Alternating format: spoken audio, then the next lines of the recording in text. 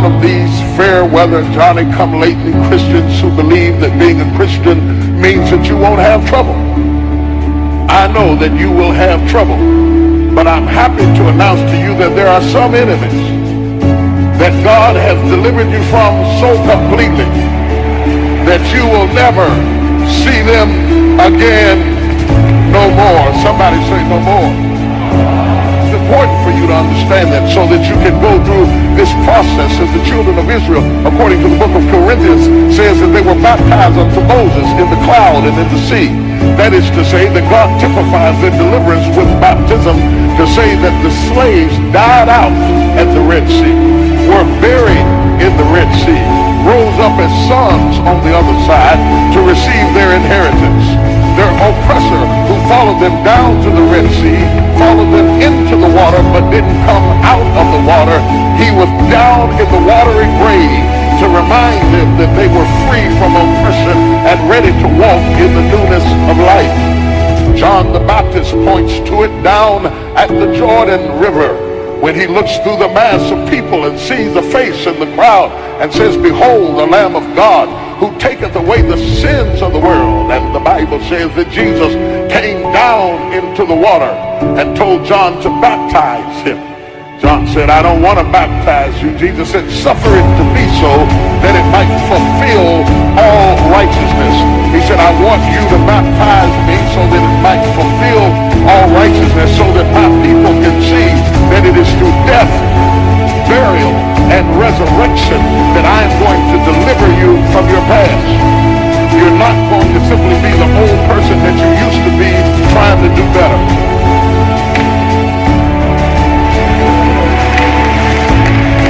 If that has been your experience in the past, I dare to say you have not had a real experience. For a real experience with Jesus Christ is more than a New Year's resolution. It's more than feeling guilty about a habit that you cannot break. It's more than trying to renovate an old house that needs to be torn down. God says, "I'm not going to renovate the old house. I'm going to bury it, wash it away in the Red Sea, and reconstruct a new person where the old person used to be." Touch somebody and tell them, "I'm not the same anymore." What God did for Jesus on the cross was depicted in the baptism, that ultimately Christ would go to the cross, death, be buried in the tomb, burial, and be raised on the third day, resurrection, that we might know him in the power of his resurrection. As the apostles begin to teach New Testament theology, they always refer back to what Christ did on the cross as a point of reference, like the prophets referred to what God did at the Red Sea as their point of reference. So I want to talk to you from three perspectives. The first one is the historical relevance of the cross. You must understand, as you live today in this contemporary society, that through symbols, ceremonies, and sacraments, we are reminded, God said, never forget, as often as you do this, do it in remembrance of me. Don't forget what I did for you on the cross. Why does he want us to remember that from a historical perspective? First of all, he wants you to know how much God loved you, how far God would go to get you. This alone ought to deal with low self-esteem, fear, intimidation, feelings of unworthiness, worthlessness, feeling like you're nobody. You must be somebody. Look how much God paid to get you out of trouble. He wants you to have this as a historical reference as you face contemporary challenges, to say that if God had the power to take the sting out of death and the victory out of the grave, surely he has the power to pay my rent next month. I can't hear you talking to me. If God has the power to take the sting out of death, to go down into hell, shaking keys of deliverance and saying, "I'm the master of hell, let my people go." If God can deliver dead folks out of hell, surely he can deliver my children on crack cocaine. Y'all don't hear what I'm saying to you. You have to know that if he rose up from the dead without human assistance, he doesn't need your help to work out his will in your life. And the same God that did that back then can handle whatever you face right now. I know it's Easter Sunday morning, and for some people it's about bunnies and Easter eggs, and other people it's about nice clothes and frolicky dresses and nice outfits. But for us, whether we got on a new suit or an old suit, whether we came to church in blue jeans or pajama bottoms, I'm still glad to know that he got up from the grave with all power in his hand.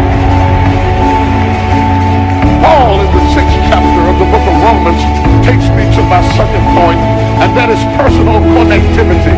It is not enough that we remember what Christ did from a historical perspective, but we must be personally connected with the experience of Jesus Christ. Paul teaches us that if we are buried with him by baptism into death, that like as Christ was raised from the dead by the glory of the Father, even so we also should walk in the newness of life. It is Paul that connects my life with Christ's experience, saying that not only did Christ have to carry a cross, but I will have to carry a cross too. Have you noticed that life has crosses? I'm not talking about the wooden ones that are displayed all over the city today. We have all types of crosses, all types of equipment that God uses to kill your flesh. Sometimes your cross is your job.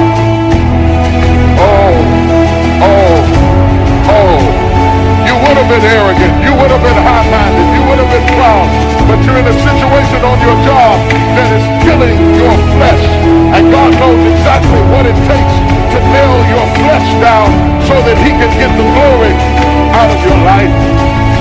Somebody's cross is that they're living their life without a companion, and you thought sure you would be married by now. And even in the midst of being single, you're seeing God's glory in your life in unimaginable ways, but your flesh is being crucified to the cross because your flesh is denied human companionship. If it's any comfort, I want to assure you that married people didn't get away without a cross. For some of them, their cross is sitting right beside them this morning. Everybody thinks you're wonderful except the person you're married to. Everybody's standing beside you except the person you're sleeping with. Everybody applauds you except the person you come home to fight with. And like Paul, you said, Lord, remove this thorn from my flesh. But God said, my grace. I know you can't say amen because they're there. But when you get by yourself, holler back at me here.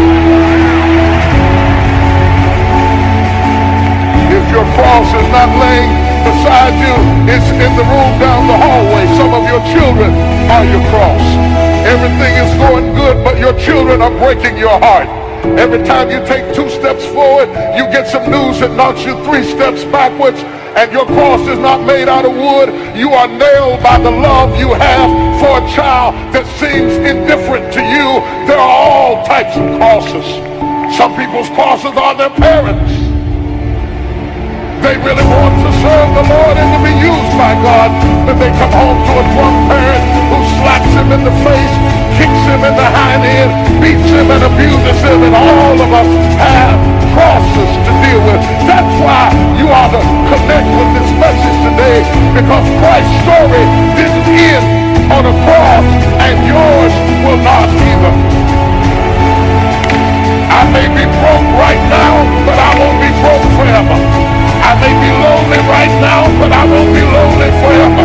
I may be burdened right now, but I won't be burdened forever. I may be in trouble right now, but I won't be in trouble forever. He didn't just die, he buried, and early Sunday morning, he got up. Oh my God, he got up. Oh my God, he got up. Paul said, oh, that I may know him in the fellowship of his suffering and the power of his resurrection. You cannot experience resurrected power until you have an experience with suffering. I know you're dressed up this morning, you look good, you smell good. like $1,000,000, but beneath that fine hat, that cute dress, that silk pocketbook, and that nice tie.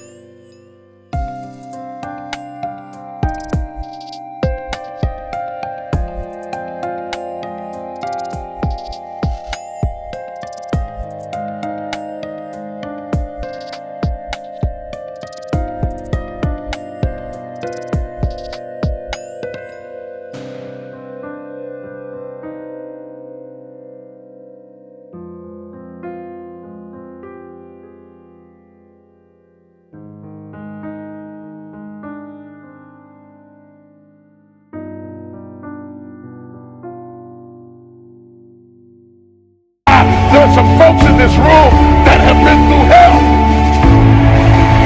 like to die, almost lost your mind, almost fainted, almost collapsed, almost went back, almost threw in the towel, but some kind of way God pulled you through the tests and the storms and the trials. To God be the glory. Slap somebody and tell them I made it over. I've been nailed up, I've been beaten, I've been slapped, I've been ostracized, I've been falsely accused, but I made it over. I've been down, I've been broke, I've been ostracized and alienated, criticized by friends.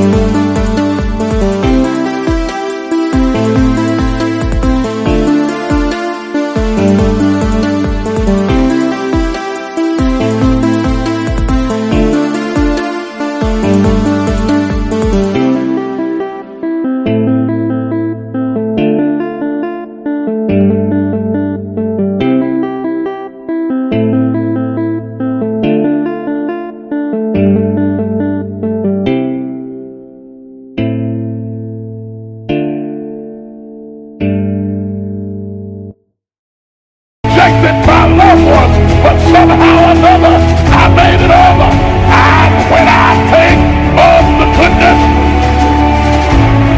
of Jesus and all that He's done for me, resurrection is more than history. I'm having a resurrection right now. Somebody ought to give Him some praise.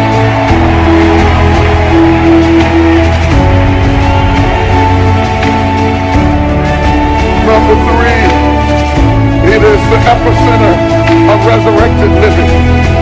Through understanding that Christ didn't take you through a death and a burial to leave you down in the grave. He didn't take you through the hardships of dealing with your flesh and your pride and make your will break to leave you in a state